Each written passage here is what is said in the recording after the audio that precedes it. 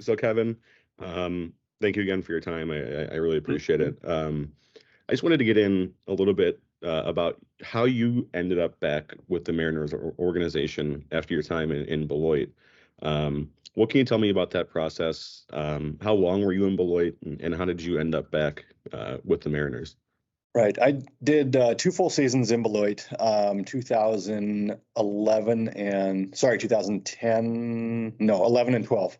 Um, and then came back home, got married, and ended up getting a job with the Snohomish School District, which is a small town just about an hour north of Seattle.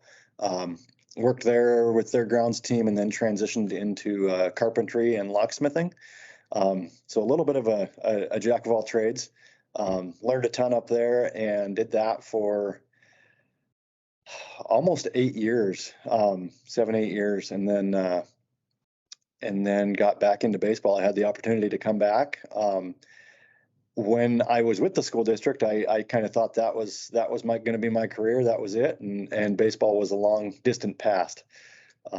Luckily, I had the opportunity to come back as an assistant last year, and here I am.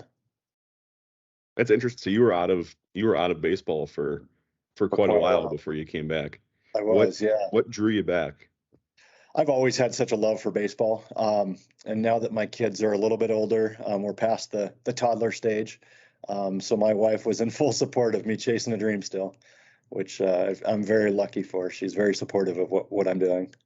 So I wanted to shift a bit to just the takeover for you and your assistant, your co-assistant Mhm. in 2023.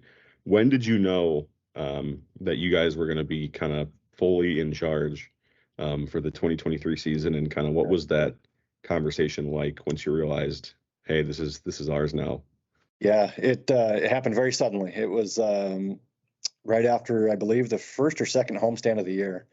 And so Ryan and I had that kind of thrown upon us, that they weren't going to bring anybody else in right away, and it was ours to take and run with. So we both kind of equally divided up the chores, and just went about our business, knowing that we had the All-Star game and a very busy year ahead. There was no time to wait and figure it out. We had to jump right in head first. Would you almost rather have it that way than maybe kind of having some time to get in your own head and be like that? I'm sure it would have been nice to Yeah, have maybe a little bit of time to plan out stuff, especially right. for Yeah.